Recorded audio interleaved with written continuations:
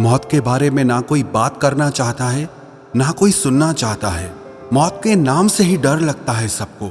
पर चाहे हम जितना डरें, जितना इससे भूलने की कोशिश करें, जितना इससे भागने की कोशिश करें, लेकिन मृत्यु जीवन का परम सत्य है। मैं आपको डराने के लिए ये बातें नहीं कह रहा हूँ, लेकिन अगर हम समझ जाएं कि एक दिन सब कुछ मिट जाएगा तो जिंदगी के सारे झगड़े ही खत्म हो जाएंगे। एक गुरुजी से उनके शिष्य ने पूछा कि आपसे कभी कोई गलती क्यों नहीं होती? आप हमेशा खुश रहते हैं। अगर कोई आपके साथ गलत भी चलता है तो भी आप उससे कुछ नहीं कहते। मैंने आपको कभी दुखी और उदास देखा ही नहीं। आप कभी किसी का दिल नहीं दुखाते, आप किसी के साथ कभी कुछ गलत नहीं करते। लेकिन ये संभव कैसे है? ये पॉसिबल कैसे है? तो गुरुजी ने उससे कहा कि तू ये सारी बातें छोड़ और मैं तुझे एक दुखद सूचना बताने जा रहा हूँ, तो उस पे ध्यान दे। तो शिष्य ने पूछा, कौन सी सूचना है? तो गुरुजी बोले कि अब तेरे पास सिर्फ 24 घंटे बचे हैं। 24 घंटे के बाद तेरी मृत्यु हो जाएगी, तू मर जाएगा। वो गुरुजी की इस बात को सुनकर उसके पैरों के नीचे से जमीन खिसक गई। वो थर-थर कांपने लगा, रोने लगा कि मैं कल मरने वाला हूँ। जब उसे लगा कि अब मेरे पास सिर्फ एक दिन बचा है, तो उसने जिस जिस का भी दिल दुखाया था सबसे माफी मांग ली। अपने घर वालों को प्यार देने लगा, लोगों में चीजें बांटने लगा, क्योंकि अब उसके पास बहुत कम समय बचा था। और उसे जिस किसी के साथ भी गुस्सा था, शिकायत थी, उसकी वो सारी शिकायतें खत्म हो गई। अगले दिन खुद गुरुजी उसके घर पहुंच गए। तो गुरुजी ने उससे पूछा कि बताओ कि कल से लेकर अभी तक तुमने कोई गलत काम किया, किसी से झगड़ा किया, मन में किसी से कोई शिकायत रही, कोई पाप किया, किसी का दिल दुखाया? वो बोला, गुरुजी, मौत मेरे सर पर खड़ी है, मैं किसी के साथ क्या गलत व्यवहार करूंगा, बल्कि मैंने सबसे माफी मांग ली और सबको माफ कर दिया। अब मैं मरने ही वाला हूँ, तो जिंदगी से मुझे और क्या शिकायत हो सकती है? तो गुरुजी ने उससे कहा कि यही तेरे सवाल का जवाब है। तूने कल मुझसे पूछा था कि मुझे किसी से शिकायत क्यों नहीं होती, मैं उदास क्यों नहीं होता, मैं दुखी क्यों नहीं होता, मेरे साथ कोई गलत चलता है तो भी मैं उसके साथ अच्छा चलता हूँ। इन सारी बातों का यही जवाब है कि मैं अपनी मौत को कभी नहीं भूलता। मुझे ये हमेशा याद रहता है कि मेरे पास लिमिटेड टाइम है। मैं यहाँ कुछ समय के लिए आया हूँ और एक दिन मृत्यु आकर के मुझसे मेरा जीवन छीन लेगी। तो जो भी समय मेरे पास बचा है वो मैं रोने में, दुखी होने में, शिकायत करने में, लोगों के साथ गलत व्यवहार करने में क्यों खत्म करूं? जिंदगी में जो भी वक्त मेरे पास बचा है उसे मैं खुश होकर गुजारूं। मैं अपने वक्त से खुद को और लोगों को ज्यादा से ज्यादा खुशियां दे सकूं। काश हमें भी इस बात का एहसास हो जाए कि जो हमें जिंदगी मिली है वो हमेशा के लिए नहीं मिली है। जैसे हर चीज की एक एक्सपायरी डेट होती है, ऐसे हमारे शरीर की भी एक एक्सपायरी डेट है। एक ना एक दिन मृत्यु आती ही है।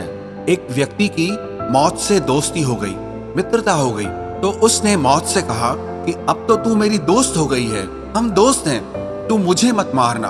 तो मौत ने कहा कि ये मेरे हाथ में नहीं है, ये प्रकृति का नियम है, जो भी इस दुनिया में आया है उसे मरना ही पड़ेगा। तो उसने कहा, ठीक है, अगर तू मुझे मारेगी ही तो कम से कम इतना तो करना, जब मेरी मौत का समय निश्चित हो जाए तो उससे पहले मुझे बता देना कि मेरी मौत आने वाली है, ताकि जिंदगी में मैं जो कुछ भी करना चाहता हूँ वो मैं कर सकूं, अपनी हर इच्छा पूरी कर सकूं। तो मौत ने उससे कहा कि तेरी मौत आने से पहले मैं तुझे चिट्ठियां भेजा करूंगी। वो व्यक्ति खुश हो गया, कम से कम मुझे पहले पता तो चलेगा कि मेरी मौत कब होने वाली है। उसकी जिंदगी में समय समय पर कभी उसके मामा, चाचा, माता, पिता, दोस्त धीरे धीरे करके सब मरने लगे।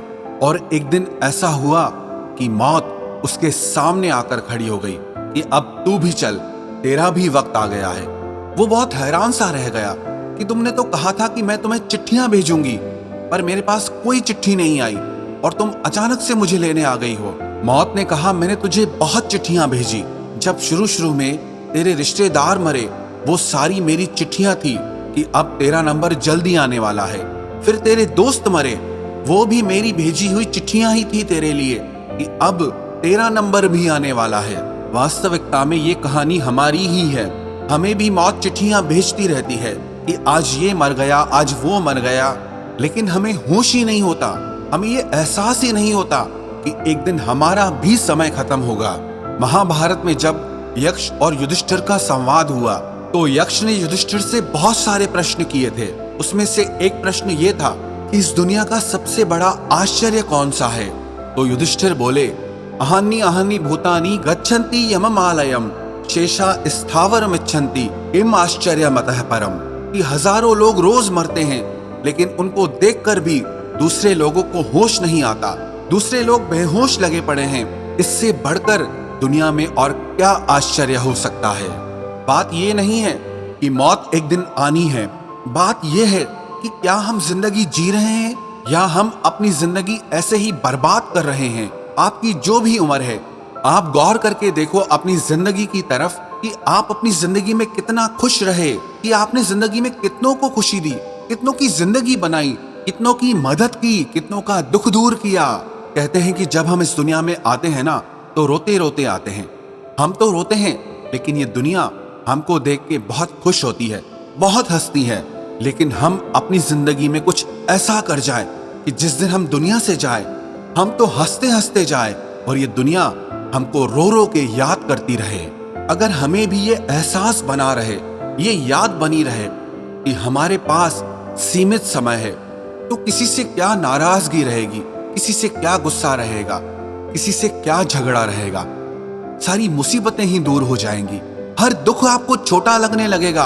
अगर आपको ये एहसास हो जाए कि आपकी जिंदगी हर दिन आपके हाथ से निकल रही है, आपका वक्त आपके हाथ से निकल रहा है, ये सब सोच के आपको डरने की बिल्कुल भी जरूरत नहीं है। ये सब मैं आपसे इसीलिए कह रहा हूँ कि आप जिंदगी को जीना सीखो, आप अपनी लाइफ में खुश रहना सीखो।